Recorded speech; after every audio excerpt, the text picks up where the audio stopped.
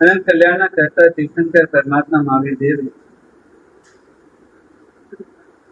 केवल ज्ञान की प्राप्ति के पश्चात धर्म तीर्थ की स्थापना की, भव्य जीवों को मोक्ष का मार्ग बताया। परमात्मा ने अपनी देशना में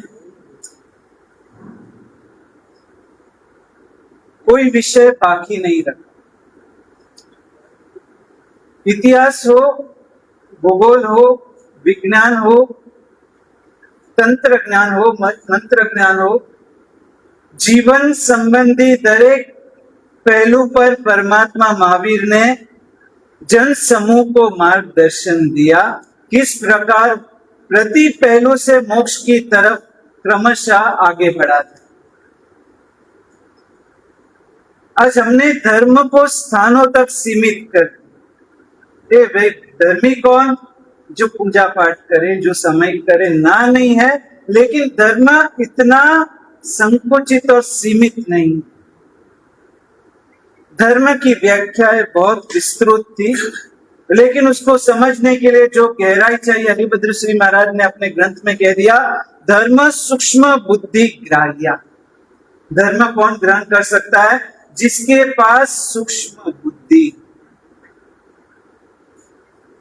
तो इसी बात को लेकर के जब हितोपदेश नाम के ग्रंथ का स्वाध्याय चल रहा था, आज से सैकड़ों साल पूर्व प्रभानंद सूरी महाराज जी ने हितोपदेश नाम का ग्रंथ, उसकी रचना की, और उस ग्रंथ के भीतर मोक्ष मार्ग के पद प्रयाण करने के लिए जो 13 गुणों की बात है, उसके भीतर एक गुण आया, औचित्य, सम्यक दर्शन। ये वो अलग अलग भूमिका बताते हुए ग्रंथकार भगवंत कह रहे हैं, औचित्य का परिपालन भी कितना महत्व का है। और हरिभद्र श्री महाराज ने तो अपने एक ग्रंथ में यहां तक कह दिया कि कोई मुझे प्रश्न करे कि किसके लिए हम निश्चित तौर पर कह सके कि इस जीव का भावी कल्याण निश्चित है, ऐसा कौन सा गुण उसमें दिखे, तो हरिभद्र श्री महाराज कह रहे उसमें औचित्य पालन का गुण हो तो समझना उस जीव का भावी कल्याणकारी। औचित्य यानी क्या? औचित्य यानी उचित कार्य करने का विवेक। ऐसे ग्रंथों में कहा गया, औचित्य और विवेक ये दो के पाए के ऊपर पूरी अध्यात्म की इमारत खड़ी है, पूरी मानवता की इमारत खड़ी। एक खाली दंत कथा, किसी लेखक ने अपनी अनुप्रेक्षा में बात बताई कि वाल्मीकि जी ने रामायण की रचना की और रामायण जन सामान्य को समर्पण कर दिया, और उसके पश्चात रामायण पर अधिकार किसका, इसके लिए आपस में लोग झगड़ने लगे। ऊपर से देवता गण आए, नीचे से दानव गण आया, और बीच में मध्य लोग के मनुष्य तीनों कहते हैं रामायण पर हमारा अधिकार। देवतागण कहते हैं हमारा अधिकार है क्योंकि राम वो दिव्य पुरुष थे और हमारा देवताओं का अधिकार रामायण पर रहेगा। और दानव कहते हैं नहीं नहीं नहीं भाई, राम अकेला होता तो रामायण की रचना नहीं होती। आज रावण था तो कपड़े धोने का साबुन कब दिखे? कपड़े मैले हो तब, रावण ही नहीं होता तो राम की महत्ता क्या होती। इसलिए दानवगण कहते भाई रामायण पर हमारा अधिकार, और मनुष्यगण कहते नहीं भाई, राम का अवतरण कैकेयी की कुक्षी से हुआ, कौशल्या की कुक्षी से हुआ। जो भी महापुरुष जन्म लेते हैं वो अपनी माँ की कुक्षी से जन्म लेते हैं, इसलिए रामायण पर मनुष्य का अधिकार। तीनों के बीच संघर्ष होने लगा। अब इस संघर्ष का निराकरण कैसे करना, तीनों ने बात एक मान्य रखी, चलो शिव जी के पास जाए। शिव जी के पास पहुंचे और शिव जी ने कहा भाई तुम क्यों झगड़ रहे हो, और तीनों कहते हैं रामायण पर हमारा अधिकार। शिव जी कहते हैं काम करो, 1 लाख श्लोक प्रमाण रामायण है, तीनों को 33,000 श्लोक बांट, 99,000 श्लोक बट गए। अब तीनों कह रहे थे हमको 1,000 बाकी है। वापस शिव जी ने कहा ठीक है 300 तीनों को दे दो। 300 बांट गए, फिर भी उनकी नजर किस पे थी? जितना मिला उस पर हमारी नजर कभी नहीं जाता, जो नहीं मिला वो स्वामी वात्सल्य में सभी चीज अपनी वस्तु में आ गई। आप लाइन में खड़े हो और कटलेस देने के लिए गए और कटलेस पूरी हो गई। भाई आपने 14 वस्तुएं तो पेट में पधरा दी और एक कटलेस वो भी तीसरी बार में लेने गए और वो जमा वो भी अपने चेहरे पर। अरे क्या कोई व्यवस्था ही नहीं है यहाँ पर। समझ रहे हो, ये मानव स्वभाव। 100 बचे थे उस पर नजर और शिव जी ने कहा ठीक है 33 श्लोक तीनों ले लो। अब एक श्लोक बचा, एक श्लोक में 32 अक्षर होते, उस पर नजर। संस्कृत की घटना ऐसी, एक श्लोक में 32 अक्षर होते और तब शिव जी ने तीनों को 10-10 अक्षर बांट दिए। अब 3 जन बचे और अक्षर कितने बचे? शिव जी ने कहा इसका तो निराकरण नहीं हो सकता है, मैंने इतनी मेहनत की, ये 2 अक्षर तो मेरे भाग में रहने दो। तीनों जन मान गए और शिव जी ने कहा ये 2 अक्षर पूरे रामायण में जहां भी होंगे वो सब वहां से बाद बाकी डिलीट हो जाएंगे, मेरे खाते में जाएंगे। वो 2 अक्षर थे राम। पूरे रामायण में से राम शब्द डिलीट हो गया। बोलो अब जिसके पास 33,333 श्लोक थे, उन श्लोकों का क्या अर्थ? वैसे महापुरुष कहते हैं हमारे जीवन में यदि औचित्य नहीं, विवेक नहीं, तो हमारे जीवन जीने में भी वही निरर्थकता है जैसे राम शब्द बिना के रामायण। औचित्य की महत्ता समझना सूक्ष्म बुद्धि के बिना हम समझ नहीं सकते। आज हम स्थूल बुद्धि से जीवन जीने वाले। और उस समय बिट्टू ने अपने मित्र से पूछा कि भाई तेरे पिताजी की मृत्यु कैसे हुई? और उसने कहा कि मेरे पिताजी आर्मी में थे और घर पर एक दिन बंदूक साफ कर रहे थे और भूल से बंदूक का नांचर अपनी तरफ था और ट्रिगर दब गया और 2 आंखों के बीचों बीच जाकर के मस्तक में गोली लगी। और बिट्टू कहता है भगवान का धन्यवाद है, पिताजी की 2 आंखें बच गई। समझ रहे हो? बिट्टू के पास बुद्धि इतनी थी कि उसको दिख रहा है कि 2 आंखें बच गई, भगवान का धन्यवाद है। अरे भाई गोली लग गई, इंसान मर गया, 2 आंखें बची तो भी उसका क्या मतलब? जीवन में औचित्य निकल जाए, फिर संघ में, समाज में, परिवार में कहां भी रहो, जीवन जीने में से आनंद निकल जाता है। आज हमारी दशा क्या?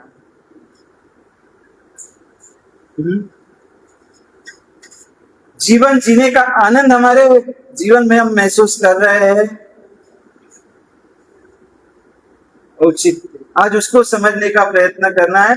और वो ग्रंथकार के आधार पर हर एक जगह पर औचित्य जरूरी है। कहीं पर स्थल का औचित्य भी होता है, समय का औचित्य भी होता है, संबंधों का औचित्य भी होता है। ये भाई किसी के प्रार्थना सभा में जाने के कपड़े पहनकर हम किसी के पार्टी में चले जाते हैं, वहां पर वस्त्र का भी औचित्य होता है। जैसा बर्ताव हम घर पर करते हैं बॉस के सामने, ऑफिस में वैसा ही बर्ताव कर सकते हैं? नहीं कर सकते। ऑफिस का स्थान का भी औचित्य होता है। किसी के बर्थडे पार्टी के निमित्त में किसी ने कभी प्रार्थना सभा रखी हो, ऐसा सुनने में आया है। आज मेरे बच्चे का 18वां बर्थडे है, उस निमित्त से प्रार्थना सभा रखी है। आज मेरे पिताजी की 21वीं पुण्यतिथि है, उसके निमित्त से हमने पार्टी रखी है, ऐसा कभी सुना है? पुण्यतिथि के निमित्त प्रार्थना सभा होती है, पूजा पढ़ाई जाती है। और बर्थडे होता है तो आज सबकी परिभाषा है, हमने सब जगह पर संभाल के रखी है, लेकिन औचित्य जहां जरूरी था उस औचित्य में कहीं ना कहीं हम चूक। ये आर्य देश, स्थान का भी औचित्य होता है। अनार्य देश की जीवन शैली आर्य देश में नहीं चल सकती। यहाँ आर्य देश की जो संस्कृति है उसकी मानता है। हमें वंदन करने, गुरु महाराज को वंदन करने एक बहन आई थी और उसने कहा कि गुरु महाराज ये मेरी बहन है, अमेरिका से आई है। और गुरुदेव ने पूछा कि वहां पर परिवार? हाँ बेटे बहू सब है, सब जॉब पर जाते हैं। और उस समय पूछा आप कितने दिन के लिए यहाँ पर आए हो? 7 दिन के लिए आए हो गुरु महाराज। ये बहन के घर पे प्रसन्न था और इसने कहा आपके वंदन के लिए। इस प्रकार गुरुदेव ने बात बात में पूछा आपके पीछे घर पर कौन संभाल रहा है? अरे संभालना क्या गुरु महाराज, 7 दिन की रसोई मैंने तैयार करके ओवन में रख करके आए हो, रोज बच्चे खा ले उसको माइक्रो ओवन में रख करके। बोलो अनार्य देश फॉरेन में रहने वाले अमीरों को भी 7 दिन की रोटी खानी पड़ती है। यहाँ का एक आर्य देश का कुत्ता भी सुबह की रोटी उसके मुंह में है। घर के इंसान के मुंह में रोटी जाए उसके पहले पशु के मुंह में। बोलो वहां का इंसान किस्मत वाला या यहाँ का पशु किस्मत वाला? औचित्य के ऊपर पूरे जीवन की सफलता का आना है। हर एक जगह का अपना अपना महत्व है। पूजा के वस्त्र के बिना गबारे में नहीं जा सकते, लेकिन मंदिर या उपासना में कैसे वस्त्रों में जा सकते, इसका भी एक औचित्य, स्थल का औचित्य, देश काल समय वस्त्र संबंधों, कितने कितने औचित्य से इस देश की संस्कृति जीवंत थी। आज हमने औचित्य को कहीं उपेक्षा के स्थान में रख दिया और इसका फलश्रुति, इसकी फलश्रुति क्या? आज घर में कदम रखते ही वातावरण तंग महसूस हो रहा है। पत्नी कहती है कि मैं कैसे इस घर में रह रही हूँ, मेरी जान जानती है। पति कहता है कि रहने दे, हमको यहाँ पर स्वर्ग में नहीं रह रहे, नरक से बदतर वेदना। तो बच्चा कहता है कि आप दोनों के झगड़े में मेरा पूरा जीवन। एक औचित्य के भंग से परिवार में आज क्या परिस्थिति आ गई। तो ये औचित्य, स्थल का औचित्य, काल का औचित्य तो फिर भी कहीं ना कहीं हमारे ध्यान में आता है। समर में कौन से कपड़े पहनने और विंटर में कौन से कपड़े पहनने। गर्मी के सीजन में अपने पास में कोई अजीब सूट बूट पहन करके, एकदम डबल कोट पहन करके आ जाए, बोलो देखने वाला बोल दे कि भाई तू कपड़े उतार, मुझे गर्मी लग रही है। ये 50 डिग्री गर्मी में तू 2 सूट और ऊपर कोट पहन करके आया, दिमाग सरक गया है क्या? औचित्य कितना महत्व का है। तो स्थल और काल का औचित्य तो फिर भी कहीं ना कहीं समाज में पालन हो जाता है, लेकिन संबंधों का औचित्य, स्थान के औचित्य में भी घर का औचित्य, जिनालय का औचित्य, साधु संतों के प्रति का औचित्य, वो हर एक औचित्य के ऊपर विचार ना करने जाए। और ये सब बातें लिखी किसने? सैकड़ों साल पहले अपने आचार्य भगवंतों ने। और वो सब बातें आई कहां से? संवत्सरण में प्रभु महावीर ने जो देशना दी, उनके शब्दों के माध्यम से। प्रभु को भी पता था कि आज के बाद की पीढ़ी को क्या जरूरत पड़ने वाली। आज ये औचित्य की घटनाओं सुनने के लिए आप काउंसिलरों के पास जाते हो, पैसे खरीदते हो, मोटिवेशनल स्पीकर्स के पास जाते हो, लेकिन आपको इतना आत्मविश्वास होना चाहिए कि ऐसा कोई भी विषय बाकात नहीं है जो हमारे पूर्व के ऋषि मुनियों ने अपने लिए जिसका प्रावधान न करके गए। लेकिन हमारी श्रद्धा में कहीं ना कहीं कमी। तो आज हम संबंधों के औचित्य, स्थान के औचित्य का कुछ मात्र अंश देखें। ऐसे तो इन औचित्यों के ऊपर यदि विवरण करना हो तो एक औचित्य को समझने के लिए एक प्रवचन चाहिए। तो पूरा चातुर्मास उस औचित्यों के विवरण में चला जाए, लेकिन हमें तो आज मात्र उसकी कुछ झांकियां देखनी है। कैसे, किस स्थान में, किस स्थल में, किस संबंधों में किस प्रकार का वर्तन करना है, उसमें महापुरुषों की हमें क्या दिशा सूचन की गई है। तो आज सबसे पहले संबंधों के औचित्य की बात करते हैं। तो संबंधों के औचित्य में भी सबसे पहला औचित्य, ऐसे तो हर जगह पर माता पिता के प्रति संतानों का क्या औचित्य होता, लेकिन आज हम क्रम बदल देंगे। पहले हम संतानों के प्रति माता पिता का क्या औचित्य होता है वह विषय लेंगे, क्योंकि संतानों की कायम के लिए शिकायत होती, गुरु महाराज आप हमको इतना सिखाते हो, कुछ सिखावट हमारे माता पिता को भी दो। हर बार हम उस विषय पर पहले लेते, आज विषय को क्रम बदल देंगे। सबसे पहले संतानों के प्रति माता पिता का क्या औचित्य होता है। हर साल हम कल्प सूत्र का श्रवण करते हैं और कल्प सूत्र में जहां त्रिशला रानी का वर्णन आता है, प्रभु वीर जब से माता के गर्भ में आए और पता चला कि मेरे कुक्षी में प्रभु का अवतरण हुआ है, तब से त्रिशला रानी कैसे उठती है, कैसे बैठती है, कैसे चलती है, ये सब बातें कल्प सूत्र में उसका विवरण आता है। अब तृष्णा रानी अति ठंडा नहीं खाती, अति तीखा नहीं खाती, अति तेज नहीं चलती, अति चुस्त कपड़े नहीं पहनती। इससे ये प्रभाव होता है, इससे ये प्रभाव होता है। आज ये बातें कल्पसूत्र, ये हर बार हम सुनते हैं कि कल्पसूत्र 21 बार सुन ले उसको क्या फायदा होता है, 7वें या 8वें दो में उसका निस्तार हो जाता है। लेकिन वो किस कारण से? कारण के कल्पसूत्र में संपूर्ण जीवन की कथा बताई। आज हम कल्पसूत्र को मात्र धार्मिक ग्रंथ के रूप से देखें।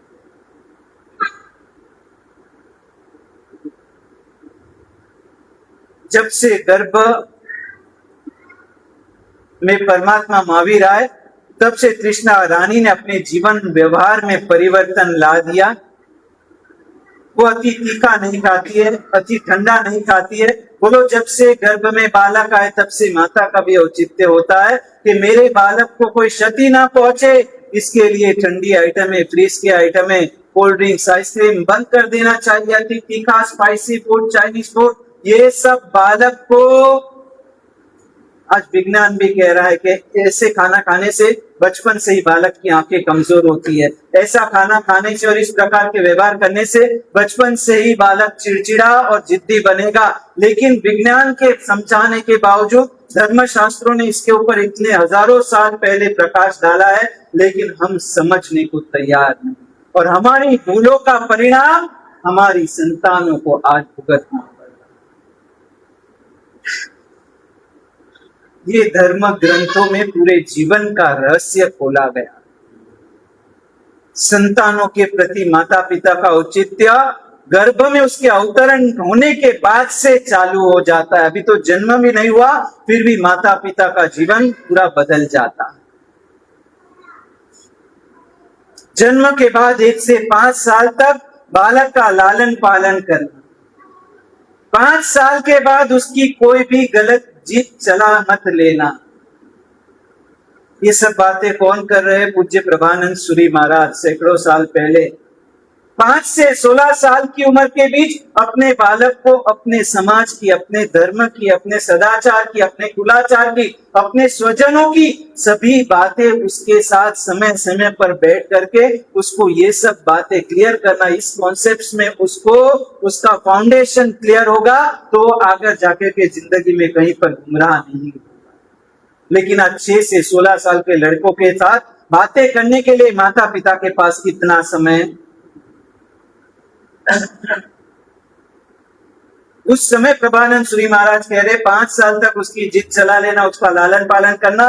5 साल के बाद उसकी जिद उस पर हावी होने मत देना, और उसकी जिद को आप तोड़ना तो उसे लगेगा कि नहीं, मुझे किसी भी प्रकार से शिस्त में रहना है।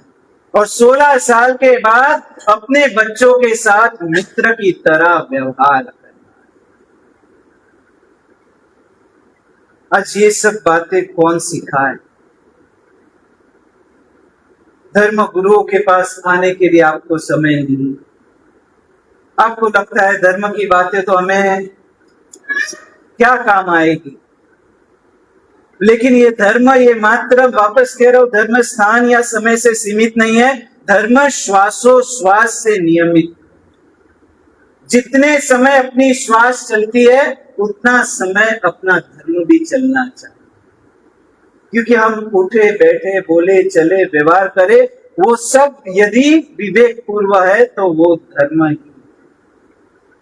संतानों के प्रति के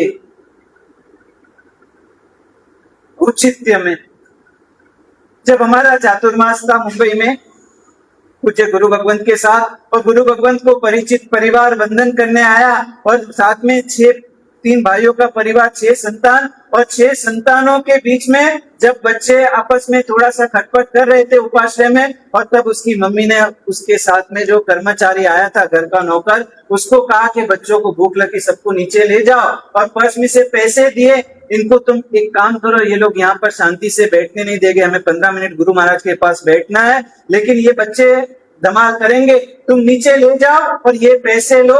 6 बच्चे 3 कैडबरी ला करके तीनों को 6 को आधी आधी बांट। ये घटना होने के बाद गुरु महाराज ने सहज पूछा, बच्चे तो चले गए, कि आपका परिवार इतना सुखी श्रीमंत, आपने 3 कैडबरी क्यों मंगाई?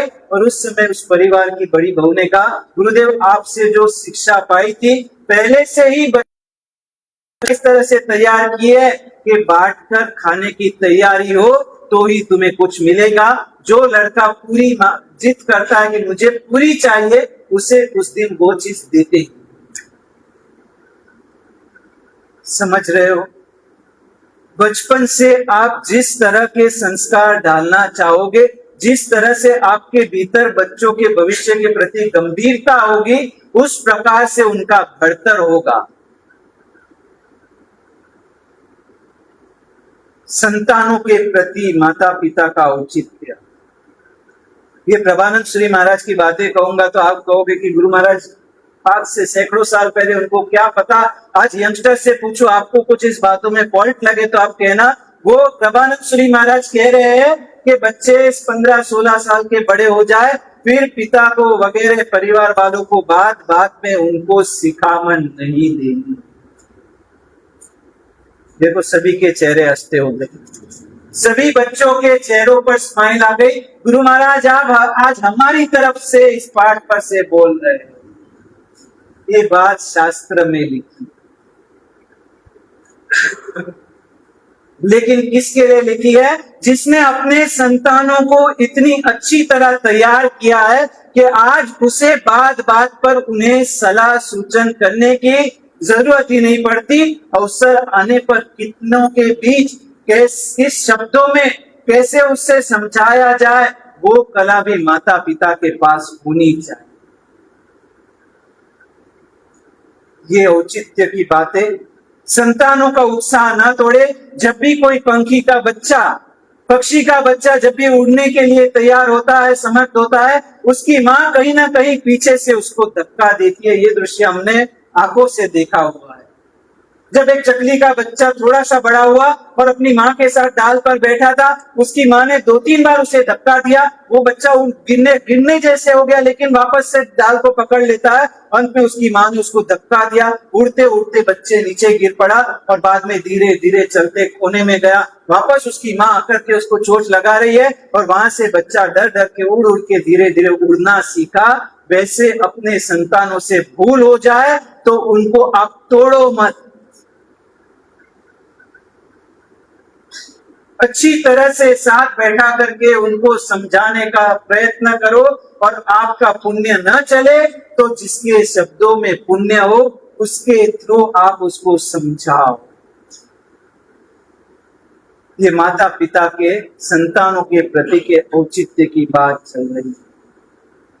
अपने संतानों को उनके मुख पर बहुत प्रशंसा ना करो, लेकिन उचित अवसर पर उनकी उपभ्रूणा करो। अब इन दोनों में फर्क क्या?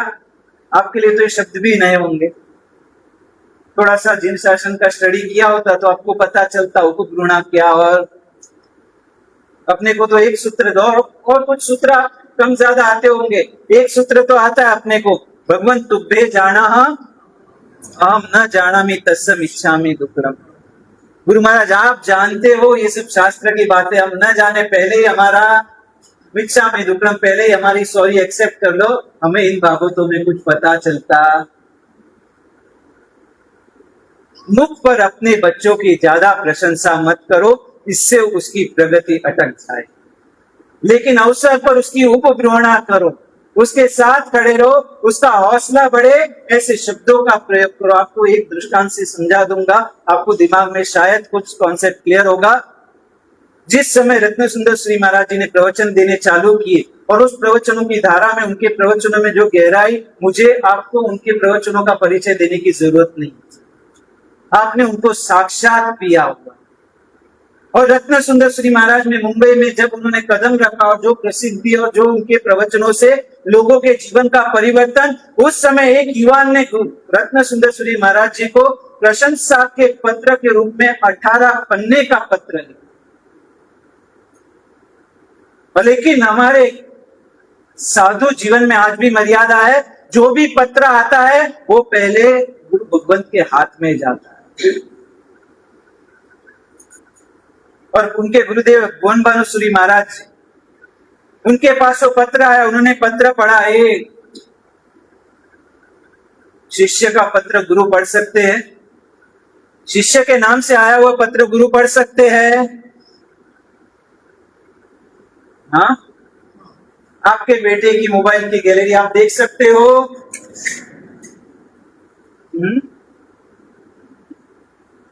ना, और पत्र पढ़ने के पश्चात पत्र फाड़ करके डस्टबिन में पलट। रत्न सुंदर सूरी महाराज जी को इस बात का पता भी नहीं चला। महीने के बाद वो युवक मिलने आया, गुरु महाराज मैंने आपको पत्र लिखा था, आपको मिला? और रत्न सुंदर सूरी महाराज जी ने कहा नहीं, मुझे कोई पत्र नहीं मिला। नहीं, मैंने आपके गुरुदेव को देख के गया था। और बाद में शाम के समय रत्न सुंदर सूरी महाराज जी ने इतना ही पूछ लिया कि गुरु महाराज से शायद मिसप्लेस हो गया हो, भूल गए हो, और कहा गुरुदेव आपको कोई पत्र मेरे नाम से एक आध महीने पहले कोई हुआ? और भुवन भानुसूरी महाराज जी ने क्या, तुझे मेरी चीजों में दखल अंदाजी करने का तुझे अधिकार किसने दिया? और साहब ने नहीं गुरुजी ऐसा नहीं, मुझे लगा आप भूल गए हो, कहीं मिसप्लेस हो गया हो, और आपको ऐसा हो कि मुझे देना है। मेरे पास इतनी बुद्धि है कि क्या तुझे देना और क्या तुझे नहीं देना। और इसके बाद के दिनों की एक घटना के रत्न सुंदर श्री महाराज जी नौकाशी सवेरे वापर करके प्रवचन में जाए, जो श्रम पड़ता है, लेकिन उस दिन नौकाशी वाले महात्मा को देरी हो गई और उन्होंने नौकाशी नहीं वापरी और प्रवचन देने के लिए चले गए। और बीच प्रवचन में अभी तो 20 मिनट बीती है, बाकी 40 मिनट का प्रवचन बाकी है। इसके बीच एक साधु पाठ के पीछे गया और बुला रहे कि आपको गुरुदेव बुला रहे हैं, दूसरे महात्मा प्रवचन देंगे। और चालू प्रवचन में रत्न सुंदर सूरी महाराज जी नीचे उतर के गए पीछे और पूछा, जी गुरुदेव आपने बुलाया? हाँ, बस बैठ करके एक बार पचकान पाल ले, और अब गोचरी आ गई है, तुझे चाय के बिना तकलीफ पड़ती है, एक बार चाय वापस। रत्न सुंदर सूरी महाराज जी ने उस समय कहा, आंखें भर आई, जो गुरु मेरी प्रशंसा के पत्र फाड़ करके डस्टबिन में डाल सकते हैं, वही गुरु मेरे स्वास्थ्य के लिए कितनी चिंता भी करते। और सब उस समय भुवन भानुसूरी महाराज के शब्द थे, तेरे भीतर प्रवचन देने की पात्रता जब मैंने देखी, मैंने तुझे पाठ दे दी, लेकिन तेरे भीतर जब प्रशंसा पचाने की पात्रता देखूंगा, उस दिन तेरे पत्र तेरे हाथ में दूंगा, तब तक नहीं दूंगा। प्रवचन देने की पात्रता अलग चीज है और प्रशंसा बचाने की पात्रता अलग घटना है।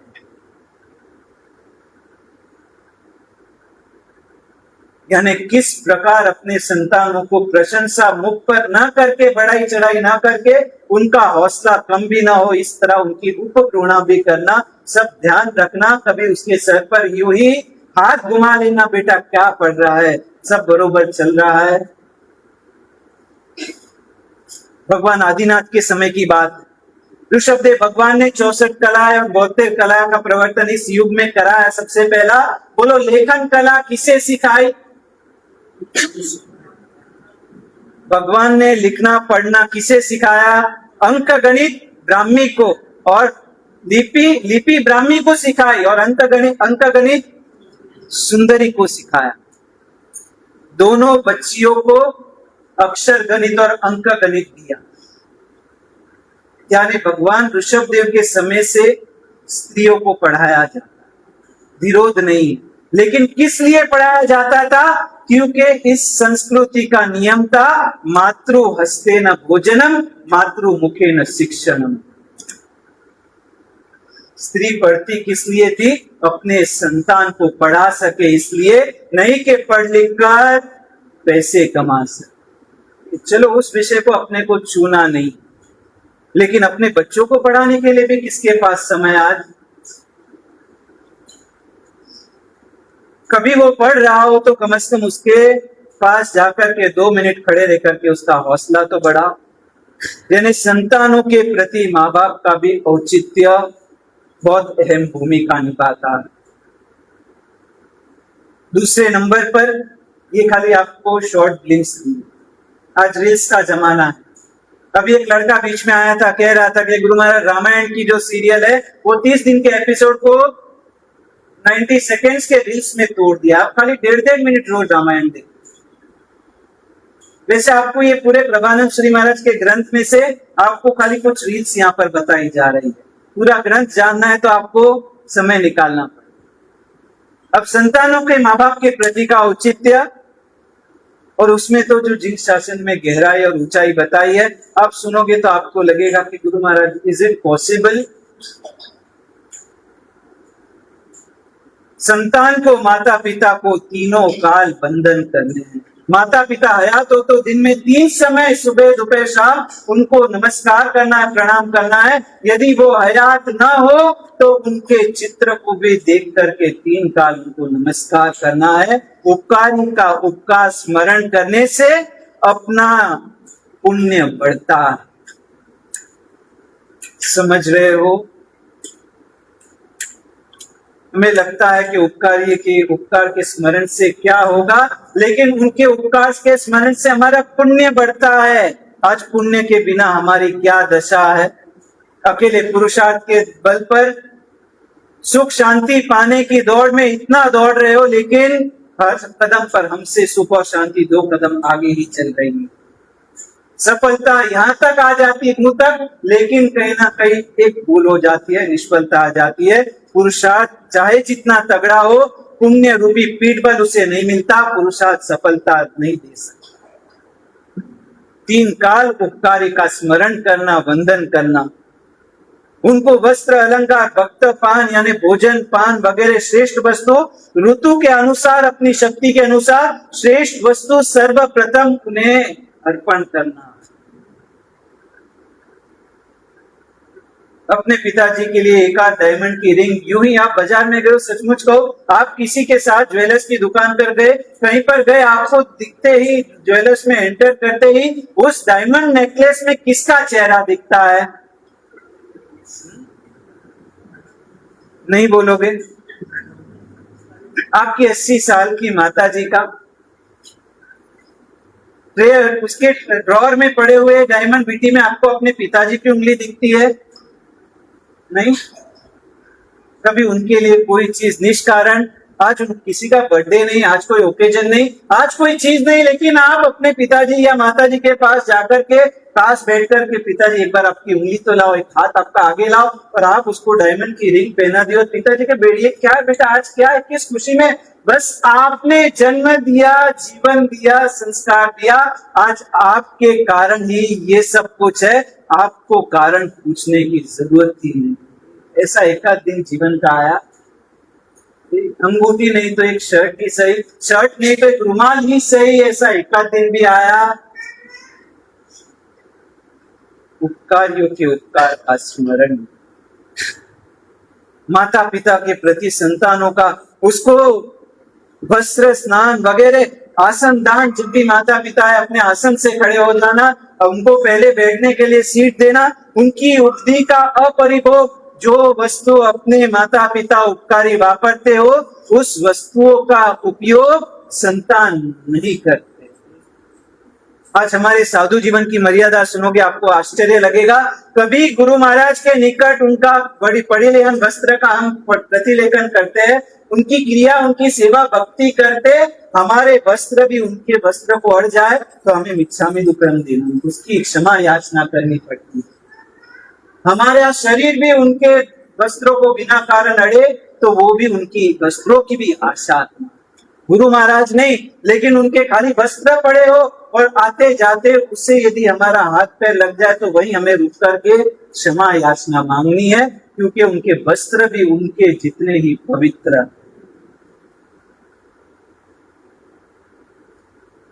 अपने माता पिता के इस जन्म में उनकी समाधि टिके, उनका मन प्रसन्न रहे और परलोक में उनकी सद्गति हो, ऐसे कार्य अपने माता पिता के हाथों से कराने। एक सुपुत्र की क्या भूमिका होनी चाहिए। अभी हमें बीच में प्रवेश पर एक परिवार मिलने आया था और उसने बात की कि गुरु महाराज गांव में महोत्सव है 3 दिनों का, और 3 दिनों के महोत्सव में जो विमल नाम का लड़का है उसने इतना पैसा कमाया, हार्डली 30-35 साल का लड़का है, लेकिन पैसा इतना कमाया और लगभग 40 लाख में से 25 लाख के चढ़ावे उसके, लेकिन उस 30 साल के लड़के में कोई ऐसा उच्च कोटि का विवेक है, सब पैसा खुद खरीदता है और नाम अपने दादा का लिखा था। जबकि उसके दादा के तीनों भाई यानी वो उसके पिताजी, बड़े पापा और चाचा तीनों अलग हो चुके हैं और दादाजी भी उसके साथ नहीं रहते, लेकिन बच्चे में इनबिल्ट ऐसा कोई प्रोग्राम परमात्मा ने विवेक का डाला है कि 25 और 30 लाख की रकम वो लड़का खर्च रहा है, लेकिन नाम अपने पिताजी का भी नहीं, अपने दादाजी का लिखा रहा है। ये आर्य संस्कृति। आज ये सब बेसिक फाउंडेशन की किसको चिंता है? आपको बता दो आज के कल्चर की एक बिग पॉइंट, आज तो लड़के अपने नाम के पीछे आपका इनिशियल भी लिखने का, आज से पहले तो पूरा नाम लिखते थे, रोहित विनोद भाई जैन, पची बाद में रोहित बी जैन, और अब आपको कहीं ऐसे दाखले बता दूं कि लड़के सीधा लिखते हैं, उनको नाम भी नहीं।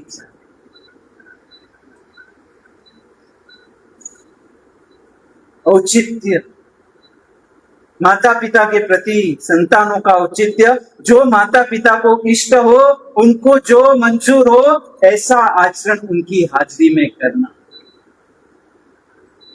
उनको जिस चीज से पीड़ा होती हो, जिस चीज से उनका मन दुखी होता हो, ऐसा आचरण उनकी मौजूदगी में नहीं करना, ये पुत्रों का, संतानों का कर्तव्य है। हमारे गुरु महाराज बहुत बार साउथ में गए, चेन्नई में प्रवचनों में नियम देते थे युवा युवतियों को, बेटे और बहुओं को, इतना नियम लो, आप पति पत्नी के बीच यदि कोई बात पर मतभेद हो जाए तो अपने मतभेद को अपने माता पिता या अपने संतानों की हाजिरी में प्रकट होने मत देना, क्योंकि आपके संतान देखेंगे तो उनको लगेगा कि झगड़ना तो जिंदगी का एक हिस्सा है, मेरे मम्मी पापा भी कितने झगड़ते थे। और आपके माता पिता देखेंगे तो उनको दुख होगा कि हमने कितने अरमान और कितने सब सोच रख कर के दोनों को इकट्ठा किया था, लेकिन ये तो जब से इकट्ठा हुए हैं दोनों आपस में झगड़ते ही रहते। बोलो इतना तो कर सकते हो या नहीं? ये औचित्य है, ये विवेक।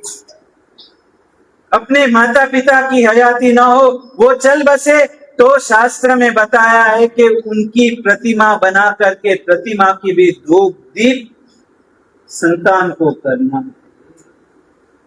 अब ये सब बातें किसे कहे?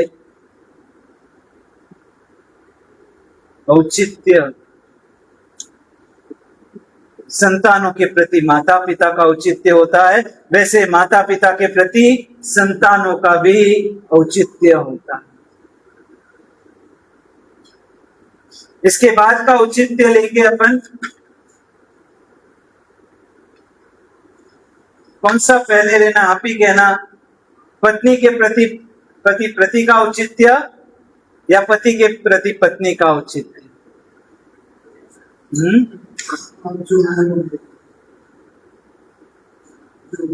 इसमें भी हर बार सुनने का किसके भाग में आता है? बहनों। आज हम उल्टा लेंगे, पहले पत्नी के प्रति का औचित्य, जहां भी देखो उन्हें ही दोषी ठहराया जाता है, उन्हें ही सुनाने में आता है, लेकिन आज ये शास्त्रकार भगवान की कलम है, ये किसी के साथ अन्याय नहीं कर सकती। पत्नी के प्रति का भी औचित्य बताया गया है।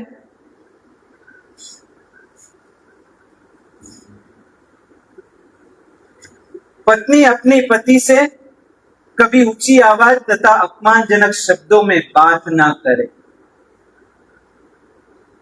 प्रतिदिन सवेरे गृहिणी का दिन परमात्मा, सद्गुरु और अपने पति को प्रणाम करने से होता है। आज अपने सास बहू, अपने सास को, अपने ससुर जी को प्रणाम करने वाली, अपने पति देव को प्रणाम करने वाली पत्नियां, उल्टा ले रहा हूं इसलिए मैंने विषय बदल।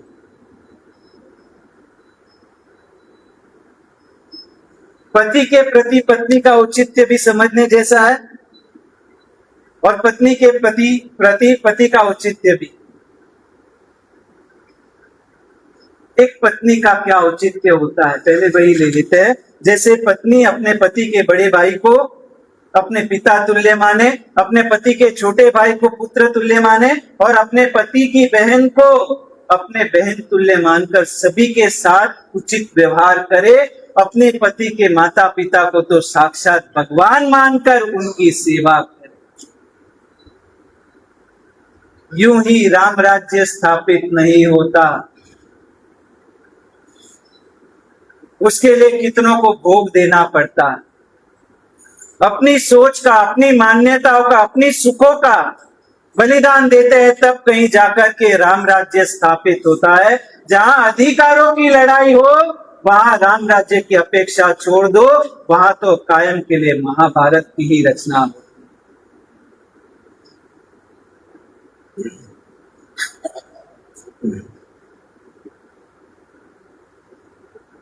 पत्नी का कर्तव्य, पत्नी अपने पति से कभी ऊंची आवाज में और अपमानजनक शब्दों में बात ना करे।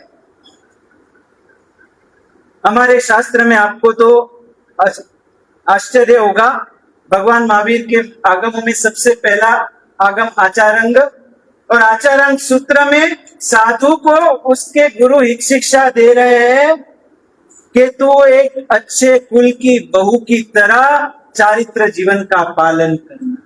साधु को किसकी शिखामण दे रहे हैं? हमने जब पढ़ा हम भी चौंक गए, कुल वधू उसका नाम दिया। तू कुल वधू की तरह जिस गुरु को समर्पित हो रहा है, जिस परिवार में तू जा रहा है दीक्षा लेने के बाद, वहां एक कुल वधू की तरह जीना, क्योंकि इस आर्य संस्कृति में बहू की छाप थी कि वो घर में खड़ी आती थी और निकलती थी तो सोते हुए ही निकलती। समझ रहे हो? परिवार में जब उसका प्रवेश होता था तब वो सीधी खड़े खड़े प्रवेश करती थी, लेकिन जब निकलेगी तब कैसे निकलेगी? सोते हुए, यानी 4 लोगों के कंधे पर ही वो घर छोड़ेगी। उसके पहले उसके जीवन में कभी घर छोड़ने का विचार भी। इस उपमा से एक शिष्य को गुरु समझा रहे हैं कि तू जिस परिवार में आ रहा है, तू कुलीन बहू की तरह रहना, जीवन समर्पित किया है, अब अपने संकल्प विकल्पों को समाप्त कर देना। यही मेरा परिवार, यही मेरी आखिरी सांस, मेरी आखिरी सांस इसी स्थान में निकलेगी। आज मैं पूछता हूं, आप अपने बच्चे बच्चियों को क्या संस्कार देकर के विदा करते हो? नवपद के प्रवचनों में श्रीपाल और मैणा की कथानक आती है, और उस कथानक में जिस समय श्रीपाल राजा की शादी हुई मदन सेना से और उसकी माँ उसको विदा कर रही है, उस समय उसकी माँ जो उसको सीख दे रही है, उस सीख की भी नोंद उस ग्रंथों में की गई है। उसकी माँ कह रही है, बेटा तू ससुराल में सुखी करने जा रही है, सुखी होने नहीं।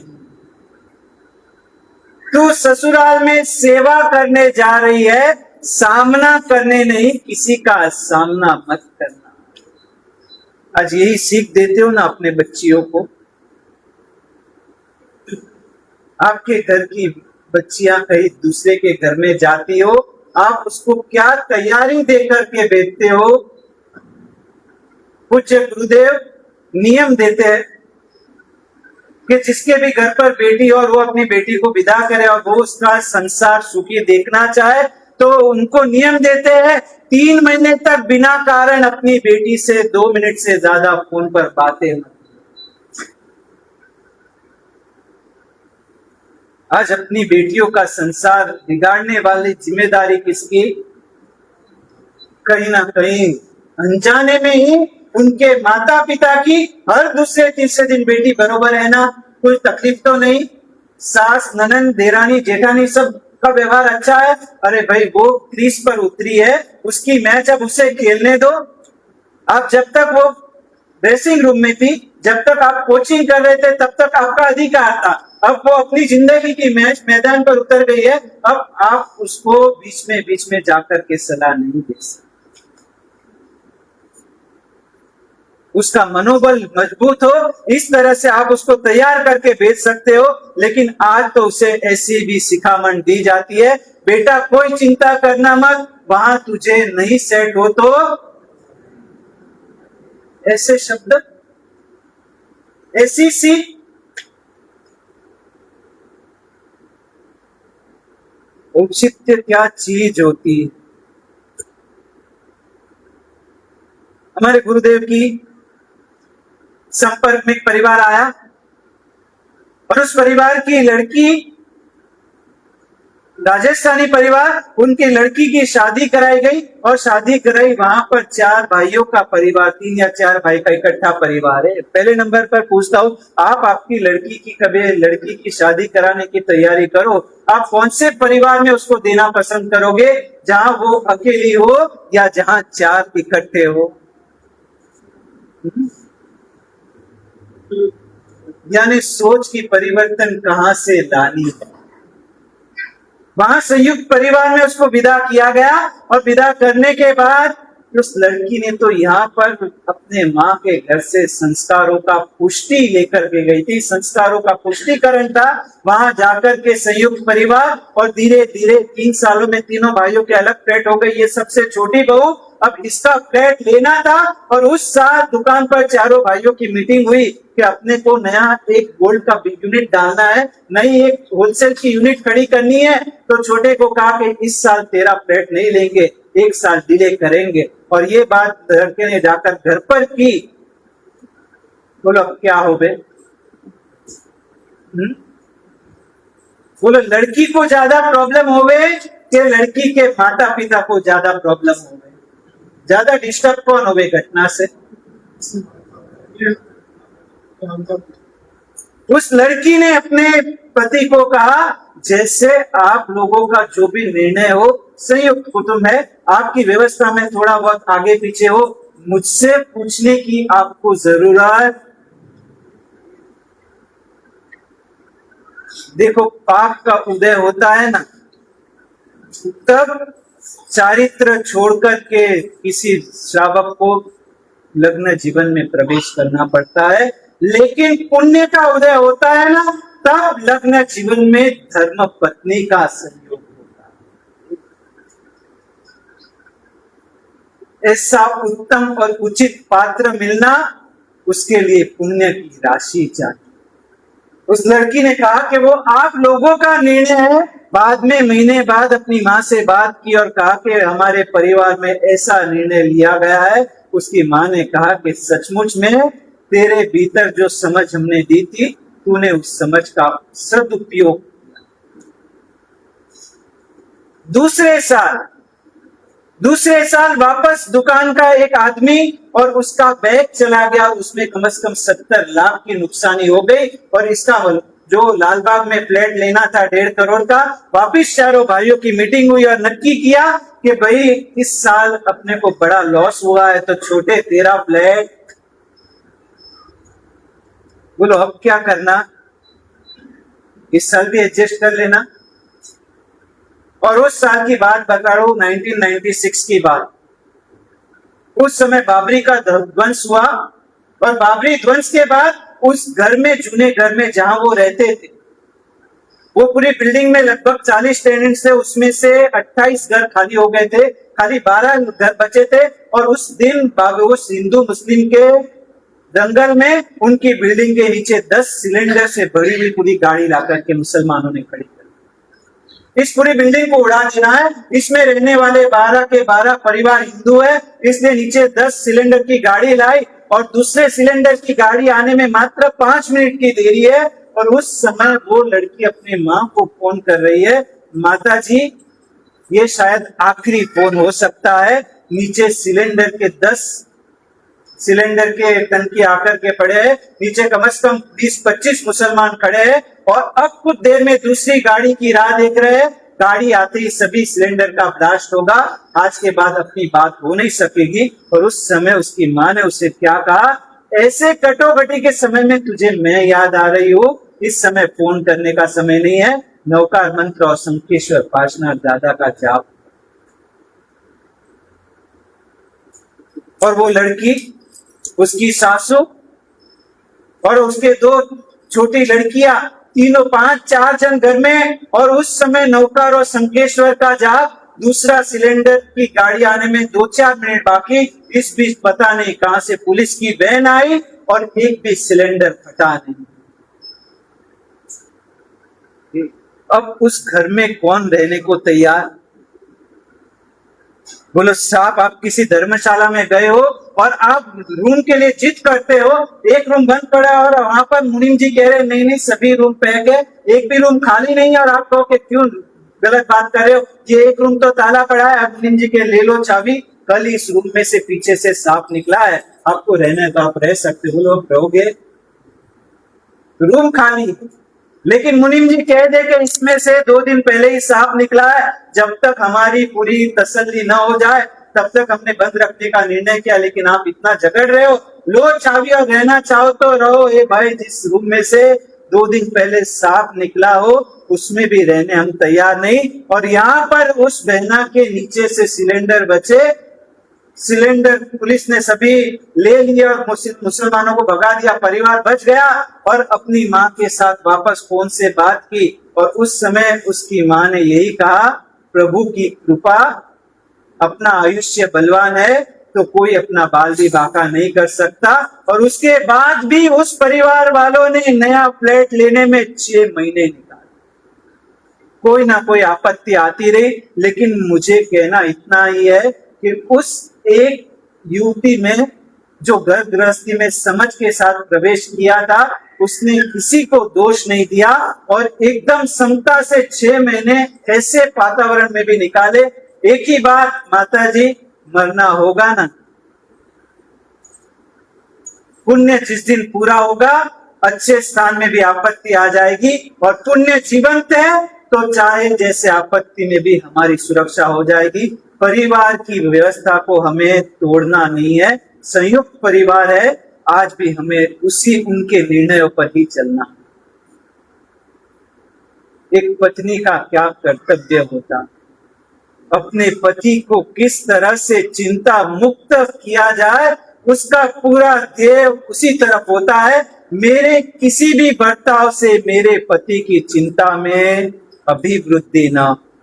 अब मुंबई जाकर के आए, 30-35 साल की युवानी में कई लोग अच्छे युवान, जो कोई एमएनसी कंपनी में किसी का 1 CR का पैकेज है, किसी का 1.5 CR का, और 35 साल की उम्र में तो डायबिटीज, बीपी और यहाँ तक के साइकेट्रिस्ट के कोर्स चालू हो गए। एक ही कारण, शायद न्यू लाइफ पार्टनर के साथ लाइफ सेट नहीं हो। मैं उसे समझ नहीं रहा या वो मुझे समझ नहीं रही, लेकिन इसके बीच घर में जो तनाव पैदा हो रहा है, मैं अपनी माँ के साथ अन्याय सहन नहीं कर सकता और वो समझने के लिए तैयार नहीं है। न्यू लाइफ पार्टनर, अब गुरु महाराज कुछ रास्ता बताओ, वासक्षेप दो। इस आर्य संस्कृति की नारी रोज दर्पण में देख करके सिंदूर भरती थी, लाल चूड़ी पहनती थी, मंगलसूत्र पहनती थी, मेरे पति का आयुष्य दीर्घ बने। आज मेरे पति को टेंशन देकर के उसके शरीर में कहीं बीपी और डायबिटीज लाने वाले भी। एक पत्नी की क्या जिम्मेदारी होती, औचित्य। धर्म पत्नी सतत अपने पति के परलोक का विचार भी धर्म पत्नी करे। हमारा चातुर्मास कैलाश नगर सूरत, और कैलाश नगर में एक दिन गुरु महाराज के पास एक बहना आई और एक थैली भर करके दी। गुरु महाराज, ये थैली यहाँ रख रही हूँ और आपके पास ये ट्रस्टी मंडल वाले आते हैं व्याख्यान के बाद, उसमें से ये नाम की चिट्ठी दी, ये नाम के भाग्यशाली ट्रस्टी आते हैं, आप उन्हें ये थैली दे दें। देने वाली बहना भी जैन, और गुरु महाराज ने कहा यहाँ रख रहे, आप खुद ही देकर के चले जाओ। नहीं गुरु महाराज, मैं नहीं दे सकती हूँ, मैं निकल जाती हूँ, उनके आने का समय हो रहा है। और वो बहना चली गई। गुरु महाराज को पता नहीं थैली में क्या है, और वो चिट्ठी, वो भाग्यशाली आए और उस समय गुरुदेव ने उसे चिट्ठी दी कि ये तुम्हारे नाम की चिट्ठी और ये थैली कोई श्राविका देकर के गई है।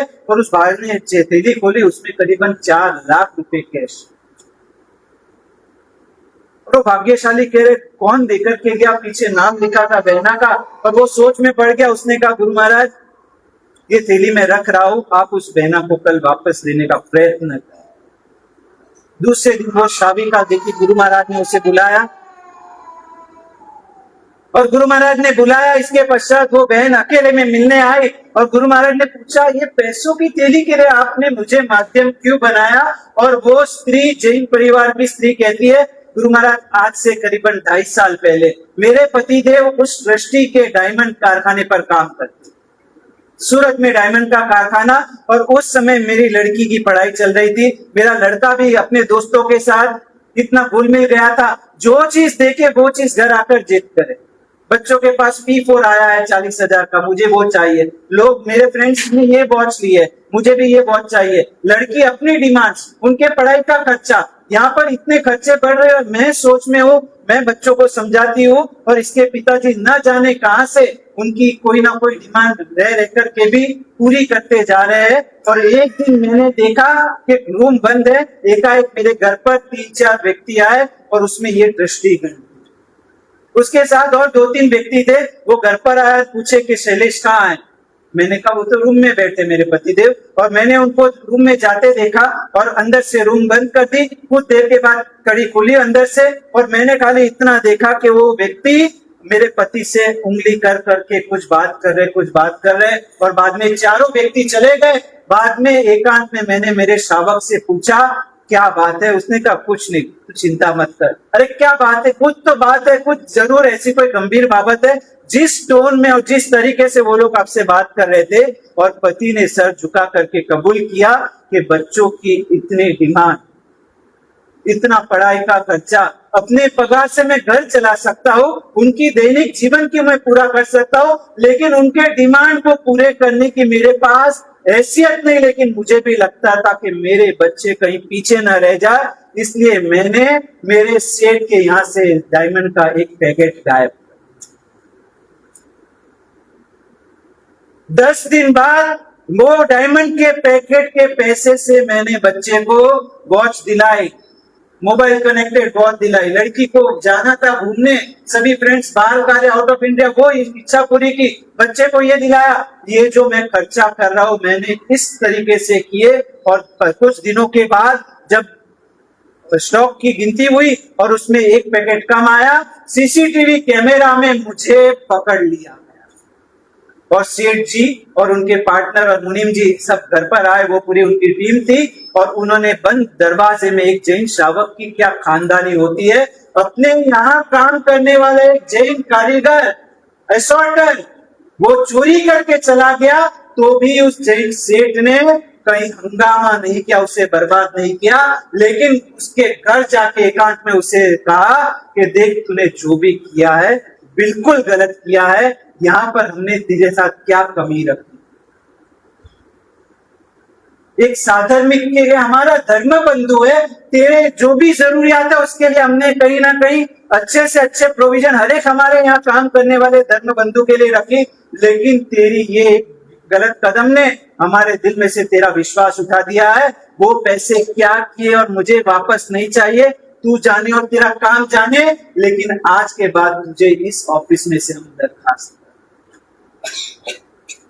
समझ रहे हो गंभीरता क्या चीज होती है। आप अपने जूते या अपनी बाइक की सीट या अपने बाइक का कांच भी कोई ले जाता हुआ पकड़ा जाए, हम क्या करें उसके साथ। यहाँ तो डायमंड का पैकेट चला गया, लेकिन वो व्यक्ति इतना ही कहकर गए, मैं नहीं चाहता कि मैं तुम्हें बदनाम करूं और तुम्हारे कारण लोगों को जैन बंधुओं पर शंका। और उस पत्नी ने, श्राविका, अपने पति से बात सुनी और बाद में उससे कहा अब तुम नौकरी ढूंढो, तुम जो घर पर लाओगे हम चला लेंगे। और बाद में अपने बच्चे और अपनी बच्ची के साथ मीटिंग की, दोनों को समझाया कि ये घटना का परिणाम जानते हो, तुम्हारे पिताजी और हम सब परलोक में हमारी क्या दशा होगी। दर दर भीख मांगना पड़ेगा, भटकना पड़ेगा पशु योनि में, और नरक में कितने भोर तक कूटेंगे। ये अन्याय अनीति का पैसा हमारे घर से सुख चैन को छीन लेगा। एक काम करते हैं, तुम्हारे पिताजी तो अब नौकरी ढूंढ के जो कमाए वो सही, हम तीनों मेहनत करते हैं। बच्ची ने पार्ट टाइम जॉब चालू की, मैंने कपड़े सीने के और खाखरा बनाने की मशीन खरीदी, और गुरु महाराज 3 साल की तीनों की मेहनत के फलस्वरूप हमने ये 3.5-4 लाख जितने रुपए का पैकेट था उतने रुपए इकट्ठे किए। ये पैसे गुरु महाराज आप उस श्रावक को वापस। धर्म पत्नी क्या होती, अपने पति को धर्म में आगे बढ़ा, कहीं वो भूल करता हो तो उसको राह दिखाए कि ऐसा अनीति और अन्याय का पैसा अपने घर में कम होगा, हम कम में चला देंगे। ऐसा बोलने वाली श्राविका कितनी, अब कम लाओ चलेगा, हम मॉरिशस नहीं और मुंबई घूम करके आ जाएंगे। साड़ू भाई और साली और सब जाते हो, कहीं मॉरिशस जाते हो, यूरोप टूर पर जाते हो, उस समय क्या देखना, अपने पति की परिस्थिति या समाज में अपनी क्या छाप। औचित्य की बात चल रही है। उस बहना ने गुरुदेव को कहा, गुरुदेव मेरी एक कसम है, आप किसी भी तरह ये पैसे वापस पहुंचाओ, हमारे सर पर अनीति का 1 रुपया भी रह गया, परलोक में हमारी दुर्दशा हो जाए।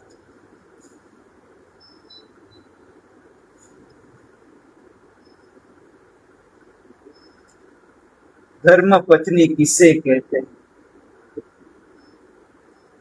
पत्नी का पति के प्रति औचित्य, पति के पीछे, पति के साथ रहकर के घर में जब भी साधर्मिक साधु संत जो भी आए उनकी सेवा में पत्नी का उत्साह हर हमेश के लिए बढ़ता रहता है, क्योंकि घर संभालना पत्नी का कार्य।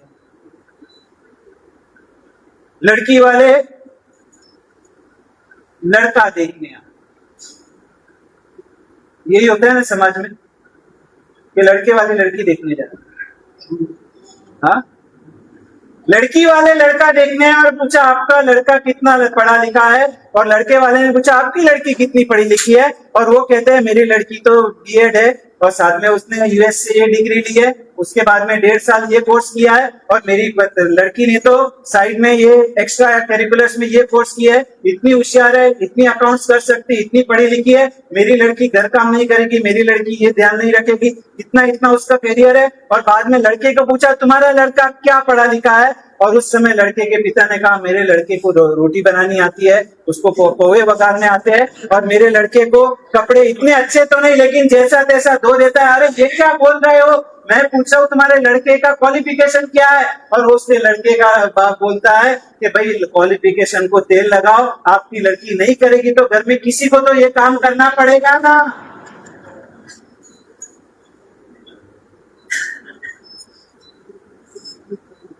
आता है ना भाई सभी को पोहे वगारने, तो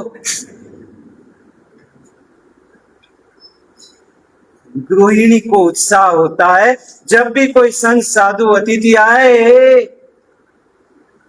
कई बार कीर्ति भाई आते हैं, खाली बैठ बातें करते हैं भूतकाल की कि गुरु महाराज नीमू बहन उनकी श्राविका, और कई बार जब संघ में कोई साधर्मिक आ जाए, अपने गुरु महाराज को वंदन करने कोई आ जाए और घर ले जाता था, तब मैं कहता था कि काम कर 7 जन एक साथ में आए हैं और 10-15 मिनट ही है, अभी गुरु महाराज के यहाँ से मैं घर ले आ रहा हूँ, और कह देता कि पूरी या कुछ ऐसा बना दे सीधा। अगर नीमू बहन कैसी, वो आपका विषय नहीं है, आप 7 हो या 70 हो ले आओ, सभी को गरम गरम खिलाने की जिम्मेदारी मेरी और बिरजू की है, आप खाली ला करके हमें पुण्य का और सेवा का अवसर। हम पूना के पास से विहार कर रहे थे, खड़की गांव पूना के पास में, और वहां पर 1:30 बजे एक व्यक्ति आए और गुरु महाराज के पास वंदन करने के लिए बैठे थे। गुरु महाराज कोई मेहमान लग रहे, पूना के नहीं लग रहे, नहीं ये तो बॉम्बे से आए हैं कुछ चर्चा करने। गुरु महाराज तीनों को पहले घर पर भोजन के लिए भेज दो, और उस समय उनको पूछा कि भी 1:30 बजे आपको घर पर कहना होगा। ये बात गुरु महाराज घर पर आज तक कभी कहने की जरूरत नहीं पड़ी। 2, 4, 6 मेहमान जो भी हो गए, मेरी शाविका की ग्रीन कार्ड है, ओपन सिग्नल है कि आप लाओ, 2-4 दिन में कोई घर पर मेहमान नहीं आए तो शाविका डांटती है, इतने दिन हो गए बाजार में आपको कोई साधन भी नहीं मिलता क्या? बोलो, एकाएक घर का दरवाजा खुले और आपके साथ 4 मित्र हो, घर पर आनंद बढ़ जाए या टेंशन बढ़ जाए? ये आर्य संस्कृति, यहाँ पर तो सेवा में रस्ता, सेवा का पुण्य कोई भाव में आपको पीछे पड़ने नहीं देगा। एक श्रद्धा रखना, दूसरा पुण्य काम आए ना आए, सेवा का पुण्य आपको कहीं पीछे पड़ने नहीं देगा। लेकिन आज सेवा में ही रस नहीं।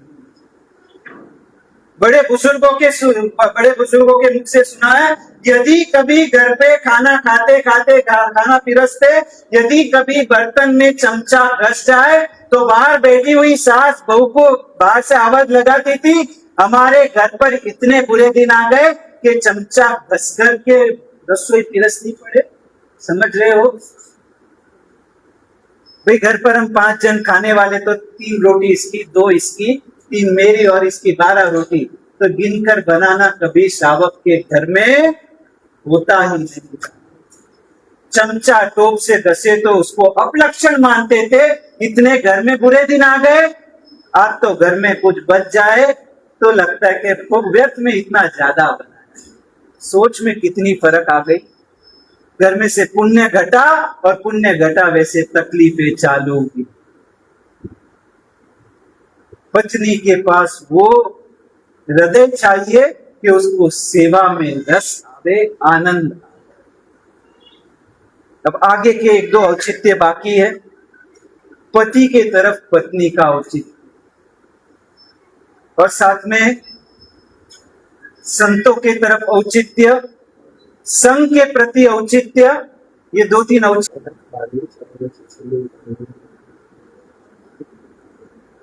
औचित्य। बहुत बार हम काम तो करते लेकिन समय को चूक जाते। एक छोटी सी घटना बनी। भाग्यशाली को उसकी श्राविका ने कहा कि आप पता है कि अपने काका के लड़के को कैंसर डिटेक्ट हुआ है, और बीमारी पता चलने के बाद उस भाग्यशाली ने इतना ही कहा कि भाई 2-4 दिन जाने दे, आज नहीं तो कल अपने पास बात आ ही जाएगी और फिर अपन जो होगा अपने से करेंगे। अपने पास यानी कोई कमी नहीं, सुखी श्रीमंत परिवार। लेकिन खाली एक भावना के 2-4 दिन में वो सामने से आए। इस बीच में 4 दिन में तो उस व्यक्ति की रॉन्ग ट्रीटमेंट के कारण, घटना के बाद पूरा हो गया अपने पति से कि 4-5 लाख, यहाँ पर 500 करोड़ की आसामी। काम नहीं करना ऐसा नहीं, लेकिन काम करने का समय का विवेक चूक गए तो भी काम किया ना किया कोई उसका वैल्यू नहीं। हिटलर छोटा था और उस समय उसको इतनी ठंडी जर्मन की, और वो ठंडी के भीतर इतना त्रस्त हो गया और एक मार्केट में जाकर के 8-10 व्यापारियों से एक खाली कोट दे दो, एक चद्दर दे दो, ठंडी से मर जाऊंगा। लेकिन व्यापारियों ने किसी ने उसे सहाय नहीं किया। उस समय उस छोटे बच्चे ने मन में धार लिया, ये यहूदी मार्केट, यहाँ के व्यापारी यहूदी है, मेरे पास कल को पावर आएगा, इन यहूदियों को सबसे पहले सबक सिखाऊंगा। और एक ये औचित्य, एक व्यापारी यदि एक बच्चे को जो ठंड में मर रहा है उसे कोई सहाय दे देता तो पीछे से इतनी बड़ी हुनारत नहीं। औचित्य की ताकत को समझने के लिए सूक्ष्म बुद्धि चाहिए। हमने देखा माता पिता के प्रति औचित्य, संतानों के प्रति औचित्य, एक पत्नी का पति के प्रति औचित्य, पति का पत्नी की प्रति औचित्य। कम से कम अच्छे शब्द तो हम प्रयोग कर सकते या नहीं? इतनी गर्मा गर्मी, और इस बीच पति पेपर पढ़ते पढ़ते अपनी पत्नी को कह रहा है, तेरे पिताजी ने अपने घर का कचरा हमारे घर में डाल दिया। और उस समय पत्नी भी दिल्ली की नहीं थी, इसके लिए सामने बोल गई, बरोबर ना? ये आपकी तरफ से बोल रहा हूं। पत्नी दिल्ली की नहीं थी इसलिए सामने बोल गई, अरे मेरे पिताजी को तो बहुत अक्ल है, उसे पता है कि कचरा कहाँ फेंका जाता है। कचरा पेटी में। शब्द बोलकर के मिलता क्या? कहने के लिए तो शब्दों में कुछ भी नहीं। पति पत्नी दोनों गए बाहर, होटल में गए और पत्नी से पति ने पूछा कि क्या मंगवाना है, और पत्नी कहती है जैसे आपको ठीक लगे। ठीक है, काम करके हांडवा मंगवा देते। अरे नहीं नहीं, वो तो घर पे भी खाते। ठीक है, चाइनीज मंगवा देते। अरे वो तो कई बार भी मंगाया था। तो ठीक है, अपन एक काम करते, पंजाबी खाते। नहीं नहीं, पंजाबी से तो बहुत एसिडिटी होती है। तो क्या खाना है? जैसे आपको ठीक लगे। तो पति कंटाल गया, कोई चॉइस नहीं। चलो एक काम करते, मूवी देखने जाते हैं। और बाहर निकले, थिएटर के यहाँ पहुंचे। चलो कौन सी मूवी देखनी? बाहुबली देखते। अरे नहीं, इसमें तो बहुत फाइटिंग है। तो एक काम करते, चलो नाटक देखने जाते। अरे नाटक में तो बोर है, नींद आ जाती है। तो एक काम करते, अपन घर जाते हैं तो खाकरा बगाते, अपन खाके सो जाते हैं। जैसे आपको ठीक लगे। पत्नी कितनी समर्पित थी।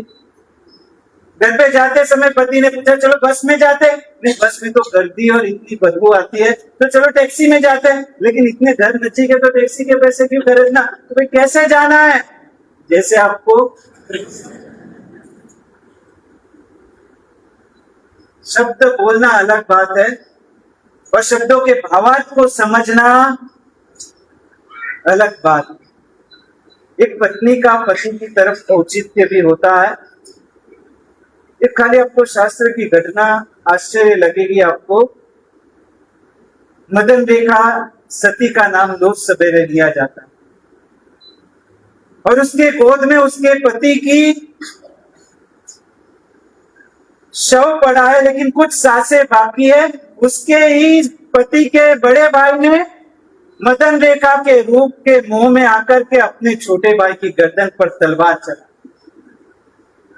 तब छोटा भाई मरण पथारी पर पड़ा है, पत्नी की गोद में सर है, कुछ सांसें बची है, और पत्नी ने अपने पति के चेहरे को देख करके कहा, अंत समय किस पर गुस्सा निकाल रहे हो? ये समय तो परलोक को साधने का है। इस समय कषाय करोगे, परलोक में क्या दशा होगी? पत्नी ने ऐसी समझ दी, क्रोध की जगह पर उपशम आ गया। पति मरकर के 5वें देवलोक में गया। सही समझ। पत्नी पति को कभी भी सही समझ दे। वैसे ही पति का भी पत्नी की तरफ औचित्य बताया है। प्रिय वचन बोल करके अपने पति पत्नी को अपने अनुकूल बनाने का प्रयत्न करें। पति के लिए भी प्रभानंद सूरी महाराज कह रहे हैं, अपनी साविका से बात बात में ऑर्डर और तोछड़ी भाषा में ना बोले। हर साल कल्पसूत्र में त्रिशला रानी और सिद्धार्थ महाराज के बीच का संवाद सुनते हैं, और वहां पर जिस प्रकार वो भाषा का प्रयोग करते हैं, उस भाषा के लिए 13 विशेषण भद्रबाहु सूरी महाराज ने वापरे। भाषा के 13 विशेषण। वो भाषा कैसी थी उनके बातचीत की? मंगलकारी, कल्याणकारी, शिवकारी, धन्य, ऐसी भाषा में पति पत्नी बात करते हैं। घर में भाषा अच्छी वापरो ना, तो भी घर में मंगल होता है, घर के अमंगल दूर हो जाते। आज मंगल के लिए हम कितनी मेहनत कर रहे हैं। कोई घर के बाहर कुछ लटकाता है, कोई घर के भीतर कुछ छुपाता है, कोई कई मंत्र जाप कर रहा है, कोई कई कुछ कर रहा है। यहाँ कल्पसूत्र में जीवन पद्धति समझा रहे हैं कि घर में शिष्ट विवेक पूर्ण भाषा वापरो, और पति को सलाह दे रहे हैं बात बात में ऑर्डर, और हल्की भाषा में अपनी साविका के साथ बात नहीं करना। सम्मान देना सीखो। अशिष्ट और हल्के लोगों के संपर्क से अपने घर के स्त्री पात्र को बचाए। अपने ग्रंथों में एक छोटा सा दृष्टांत आता है। एक सेठ और उसके घर पर उसके 4 संतान, उसकी बहुएं और सब नौजवान बहुएं और उनके बच्चे, संयुक्त परिवार, बड़ी हवेली, और हवेली के पास में ही एक मकान था, खाली था। वहां पर कुछ कलाकारों ने, संगीतकारों ने मकान भाड़े से लिया, और वहां पर वो रोज सवेरे और शाम 2-2 घंटा रियाज करते हैं इतना मधुर संगीत, इतना मधुर संगीत और रियाज के शब्द, और वो शब्द अब बहुओं के कान में पड़ते हैं और धीरे धीरे काम करते करते बहुओं को संगीत की रुचि बढ़ने लगी, उन शब्दों का आकर्षण होने लगा। और तब उस घर के वडील ससुर ने देखा कि इन बहुओं को संगीत के प्रति आकर्षण हो रहा है, इस तरह से तो मेरे घर पर कहीं ना कहीं संस्कारों में जोखम। अपने घर के स्त्री पात्र को अशिष्ट लोगों के संपर्क से दूर रखे, ये पति का औचित्य बताया। तो सेठ ने वहां पर अपने घर पर एक अपनी आराध्य कुल देवी की मूर्ति लाई, पूरे अपने स्वजनों को इकट्ठा किया, उस मूर्ति की प्रतिष्ठा करा दी और सुबह शाम 2 घंटे बड़े बड़े ढोल नगारे ताशे मंगा करके उसकी भक्ति रखता था। और पड़ोस में रहे हुए संगीतकार कंटाल गए, हमें रियाज के समय इसका इतना बड़ा शोर बकोर, राजा से फरियाद की। और तब सेठ जी ने कहा, भाई मेरे कुल देवी की स्थापना की, मेरा पूरा कुल उस समय इकट्ठा हुआ था परिवार, और हम उसकी आराधना इन दिनों में करनी पड़ती है, और ये तो मैंने कायम के लिए स्थापना कर दी। और ये बात सुनकर संगीतकारों ने वो मकान छोड़ दिया। यानी अपने घर के स्त्री पात्र के प्रति कितना हमें सजाग रहना चाहिए। ये कोई आपके ऊपर शंका का नजरिया नहीं, लेकिन सुरक्षा की चिंता है। आज समानता की दौड़ में, समानता की मांग में स्त्री ने कहीं अपनी सम्मानता गुमा दी। ये संस्कृति स्त्री को समान दर्जा कभी नहीं देती। भारत की संस्कृति में स्त्री को समानता नहीं, लेकिन सम्मानता दिया जाता था। पुरुष से भी माता का स्थान, पिता से भी माता का स्थान ऊंचा गिना जाता था। सम्मान पाना है या समानता पानी है, पहले निर्णय कर। पति का औचित्य, व्यापार कमाई घाटा संबंधी, व्यापार में कोई अच्छी कमाई हो जाए, कभी कोई 19-20 घाटा हो जाए, तो इस संबंधी निजी बातें अपने पत्नी से ना करें। इन सब बातों का रहस्य समझने में आपको समय लगेगा, रहस्य समझने में आपको समय लगेगा, लेकिन समझना कि इसके पीछे का आशय बहुत गंभीर। उनसे बातें छुपाने का आशय नहीं है, लेकिन उनके जीवन में इन सब बातों की असर ना पहुंचे, वो अपनी घर गृहस्थी अच्छे से चला सके, बच्चों का ध्यान रखना, बुजुर्गों की सेवा करना, आपकी देखभाल करना, और उसके बीच ये सब बातें कहीं उसके दैनिक कार्य में उसे खलेल ना पहुंचाए। उस हेतु से ये बातें कही गई। पत्नी के साथ प्रेम स्नेह और सद्भाव पूर्वक बातें करे, अपने जीवन में से योग्य समय अपने परिवार के लिए दे दे। आज ये बातें प्रभानंद सूरी महाराज वर्षों पूर्व हमारी चिंता करके महापुरुष लिख करके गए, लेकिन हमारे पास सजागता। अपने पति पत्नी के जीवन में कोई भी सब जब उद्यापन वगैरह करने की भावना हो, तो पति उसे हर हमेश के लिए सहाय करे, उसमें कोई बाधा ना डाले। आज घर में धर्म की भावनाओं की आपले कितनी होती है, धर्म की बातें होती है, धर्म की आपले होती है। एक दूसरे को सहायक बनने की भावना रखे, जो बीच में बाधा डालते हैं उन्हें अंतराय कर्म पे बढ़ते हैं। अंतराय का क्या फल आता है? जिस चीज का अंतराय डालोगे वो चीज हमारे से कर्म सत्ता कुदरत छीन लेगी। मलार का चातुर्मास, और उस चातुर्मास में एक बहना आलोचना लेने आई। आपको लगेगा कि ये सत्य है, ऐसा भी बन सकता है। आलोचना लेने, किस बात की आलोचना? गुरु महाराज संघ में आपने समूह सिद्धि तक चालू करवाए, और वो सिद्धि तक मैंने भी चालू किए, राजस्थानी बहना, और कहती है कि मैंने तीसरी बारी का दूसरा उपवास चल रहा था, घर पर बताया नहीं। मेरे शावक जी को धर्म से सख्त नफरत, लेकिन मैंने छुपी रीत से भी, सभी मेरी सहेलियां बिल्डिंग में इतने सिद्धि तप हो रहे, व्याख्यान में रोज प्रेरणा हो रही है, मेरी भी भावना हुई और मैंने सिद्धि तप चालू किया। और तीसरे उपवास का दूसरा दिन, और मेरे पतिदेव बाहर की टूर करके रात को घर पर आए 11 बजे, और मैं सो चुकी थी। मेरी बच्ची खेल रही थी, जाग रही थी, उससे पूछा मम्मी जल्दी कैसे सो गई? और उस समय बच्ची ने कहा मम्मी का दूसरा उपवास। किसका उपवास? मम्मी ने सिद्धि तप चालू किया, छोटी बच्ची 8 साल की। और उस समय उस व्यक्ति को, श्रावक को इतना गुस्सा आया, अपनी पत्नी को नींद से जगाया और अपनी बारगांव की टूर की सूटकेस खोल के उसमें से दारू की बोतल थी वो खोलकर 11 बजे नींद में उसका मुंह दबा करके मुंह में दारू की बोतल। वो बहना आलोचना देने आई, गुरु महाराज आलोचना दो, बचका नहीं टूटा लेकिन दारू पिया, अंतराय। गुरु महाराज ने तब यही कहा, पूर्व भव में आपने किसी को अंतराय किया। घटना यही पूरी नहीं हुई।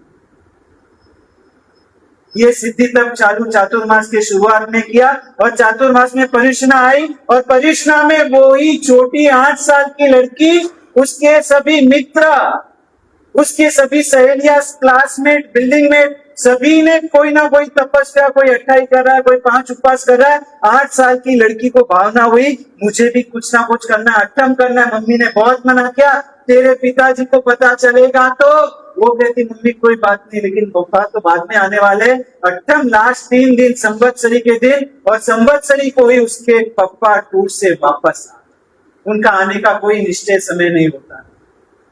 और जैसे ही शाम को घर पर आए, अपने बच्ची का शरीर देखा और मुरझाई सी पड़ी हुई थी, उसकी माँ उसको पंखा डाल रही है। और उस समय उसके पिताजी ने देखा ये क्या लगाया है, और वो बच्ची एकदम लड़खड़ाती हुई अपने पप्पा के पैरों में गिरकर प्रार्थना करने लगी, प्लीज पप्पा खाली 6 घंटे के बाद आप मुझे दारू पिलाना, मैं पी लूंगी, लेकिन 6 घंटे के लिए मेरा उपवास मत। आज मेरा तीसरा उपवास है और आखिरी रात है। पापा सभी फ्रेंड्स के 28 है, किसी के 5 उपवास है, पापा मुझे खाली 6 घंटे दे दो। उस समय वो पत्थर दिल इंसान भी पी गया। परियोजना के बाद वो युवान उपाश्रय में चला, 40 साल की उम्र में पहली बार आज कदम रखा है और आकर के गुरु पारस के पैरों में पड़ करके दिल देकर के मन खाली किया, रोया है, मेरे जैसा कोई नराधम नहीं, अदम पुरुष नहीं मिलेगा। आज इस बच्ची के स्नेह ने मेरी आंख खोल दी। परिवार क्या होता है, पति को पत्नी की भी शुभ धाराओं में, शुभ भावना में उसको सहाय करनी है, कहीं अंतराय नहीं करना है। एक दूसरे को ऊपर चढ़ाने में सहायक बनो, ये दाम्पत्य जीवन है। ये कोई फॉरेन का पति पत्नी का रिलेशन नहीं है, ये आर्य संस्कृति का पति पत्नी का जीवन है। उस प्रकार जीवन को आप जीना सीखो। धर्म स्थानों का औचित्य, पति पत्नी के बाद औचित्य की बात आती है, धर्म स्थानों का औचित्य, धर्म स्थान में कैसे जीना, भाई भाई का औचित्य। अपने प्रवचन में देख लिया था कि भाई भाई के प्रति भी कैसा औचित्य होना चाहिए। 2-4 दिन पहले मैंने ही आपको बात की थी कि कोरोना काल में ये दिल्ली की बनी घटना, छोटे भाई को कोरोना के लिए भर्ती कराने गए और वो श्रीमंत परिवार, बड़े भाई ने देखा, पूरे रास्ते में छोटे भाई को समझाया, तू बिल्कुल मन से हार मत मान, तू अच्छा हो जाएगा। लेकिन छोटे भाई के मन में डर बैठ गया था कि अब मैं कोरोना से बच नहीं सकूंगा। ये अशोकनगर की दिल्ली की घटना बता रहा हूं आपको। परिवार से निकलते समय बड़े ने कहा, माताजी मैं छोटे को भर्ती करा करके आता हूँ, और दोनों भाइयों की शादी, दोनों के 2-2 संतान, और पिताजी घर पर नहीं, पिताजी चल बसे। अब माँ अकेली और पीछे 2 बहुए और 4 बच्चे होते, और इसके बीच दोनों भाई हॉस्पिटल गए और छोटे को बहुत समझाया, लेकिन मन से वो डर गया, निराश हो चुका। और जहां हॉस्पिटल में डॉक्टर ने पूछा किसको एडमिट होना है, बड़े ने 2 फॉर्म भर दिए, हम दोनों को कोरोना, डॉक्टर साहब हम दोनों को कोरोना है, और दोनों को भर्ती कर दिया। और 10 दिन तक बड़े ने छोटे के साथ रह करके उसको हिम्मत दी। पहले ही दिन माँ को एक चिट्ठी लिख करके भेजी, माँ प्रभु की कृपा होगी तो छोटे को लेकर वापस आऊंगा, और प्रभु की इच्छा नहीं रही तो तू घर संभाल लेना, मैं उसके साथ चला जाऊं। भाई भाई का क्या औचित्य होता है। वो जैन परिवार, इस बार हम अशोकनगर एक दिन रुके, उस दिन उसकी माता जी ने आकर के ये बात, गुरुदेव उस दिन तो वो 10 दिन जिंदगी के सबसे कठिन दिन थे, एक संतान तो आंख के सामने से जाता दिख रहा था, उसके बीच ये दूसरे ने क्या पागलपन कर दिया। दोनों बहुए और 4 पोते, वो 10 दिन उनको देख देख करके रो रो कर निकाले हैं, उनके पीछे इसका क्या होगा। लेकिन बड़े को पता था मैं मेरा फर्ज अदा करूंगा तो प्रभु मेरे साथ, मैं मेरे भाई को कुछ होने नहीं दे सकता। आज क्या औचित्य है भाई भाई के बीच। यहां तो बोलने के भी थोड़ी भी संवेदना हो तो पहले अपने हृदय में ऐसी कोई यदि गांठ बांधकर बैठे हो तो वो सब द्वेष और बैर की गांठें छोड़, कुछ हाथ नहीं आने वाला और समय बीत जाएगा, फिर व्यक्ति निकलने के बाद पछताना ही पड़े। भाई भाई का औचित्य, संघ में सदस्यों का औचित्य है। संघ के साथ भी अपना कुछ औचित्य बनता है। मैं आपको पूछूं खाली कि यदि इस पीतमपुरा संघ में खाली 2 घर होते या 5 घर होते तो आपको चातुर्मास मिलता। यदि आप प्रवचन में आए और प्रवचन में खाली 3 लोग बैठे हैं, आप दूसरे दिन प्रवचन में आते।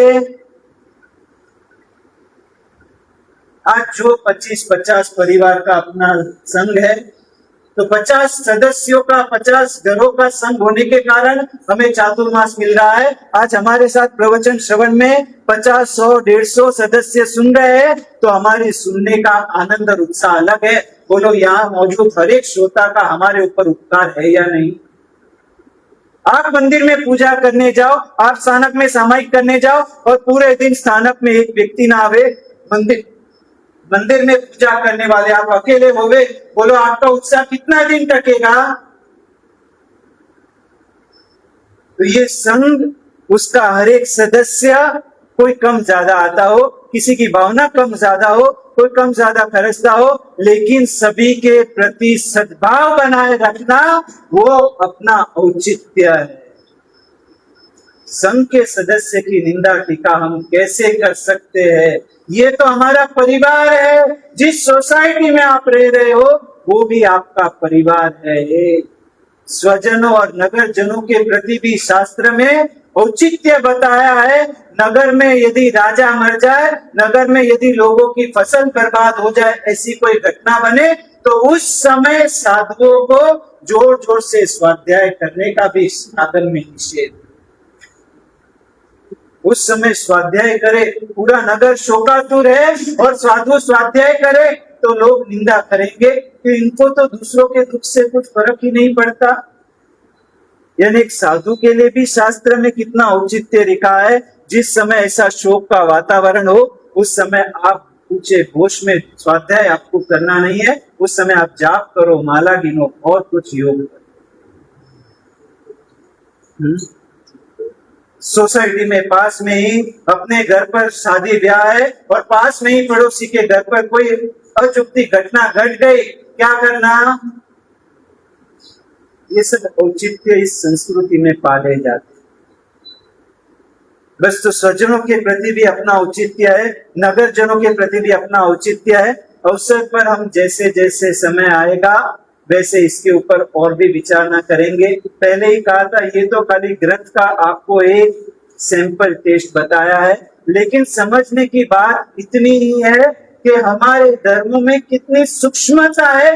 हमारे महापुरुष, हमारे पूर्वज हमसे क्या अपेक्षा रखते हैं कि हमारे जीवन में कितनी शालीनता।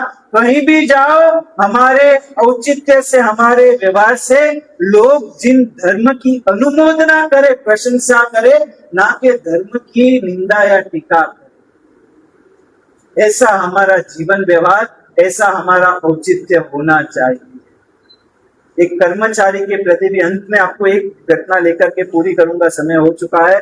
हम चेन्नई में थे और वहां पर जो उपाश्रय में साफ सफाई करने एक बाकी तमिल कर्मचारी काम वाली बाई आती थी, और उस बाई के समय व्याख्यान के बाद एक महिला मंडल की प्रमुख थी, उसने आकर के कहा गुरु महाराज इसको आशीर्वाद दो, ये इतना मन से टूट जाती है, इसके पति इसको मारते हैं, पीकर के आते हैं। एक सामान्य कर्मचारी की जिंदगी क्या होती है ये काम करने वालों की, और ये गुरु महाराज मन से टूट जाती है। 2 संतान है, लेकिन 15 दिन पहले ही मेरे घर पर आई और मुझे कहने लगी बीबी जी मुझे चक्कर आ रही है, मैं फिनाइल पीकर आ गई। अरे फिनाइल क्यों पिया? क्यों? पति ने इतना झगड़ा किया, इतना पीटा, और मुझे अब जीना नहीं है, फिनाइल पी ली। मैंने इसे 2000 रुपए दिए कि काम कर, अभी के अभी तो अस्पताल में जा, पहले इलाज करा, तेरे बच्चों का क्या होगा खुद तो सोच। और वो इलाज करा करके आए, बच गए। गुरु महाराज इसको आशीर्वाद दो, इसका मन स्थिर रहे। उसको तो आशीर्वाद दे दिया। उसके पश्चात मैंने उस बहना को पूछा, सुखी श्रीमंत संघ की बहुत ही अग्रणी महिला, और उसको पूछा वो 2000 रुपए का क्या किया तुमने बहन? अब वो 2000 रुपए का क्या करना? समझ रहे हो प्रश्न में क्या कहना चाहता था? उस बहना ने कहा कि मैंने गुरु महाराज कुछ नहीं, बस अब महीने महीने 200 रुपए करके 10 महीने में वापस इसकी 2000 रुपए की सहायता की, इसकी अनुमोदन, बहुत अनुमोदन।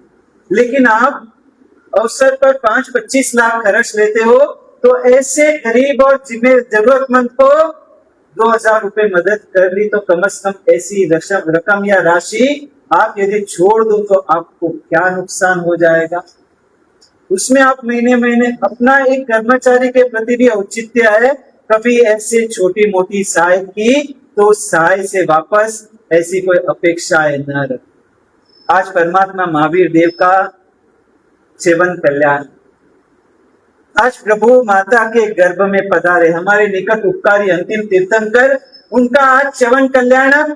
आज के दिन ये प्रवचन रखने का कारण ये क्योंकि प्रभु स्वयं औचित्य के भंडार, ये शासन, ये समझ हमने प्रभु वीर से पाई, तो बस हमारे जीवन में भी आज के कल्याण की उजवनी का यही एक तरीका है, हमारे जीवन में भी औचित्य का विकास हो। किस समय क्या कदम उठाने, किस समय किस प्रकार का व्यवहार बर्ताव करना, शब्द वापरने, इसकी सूझबूझ हमारे भीतर बढ़े, यही हम परमात्मा से प्रार्थना करते हैं।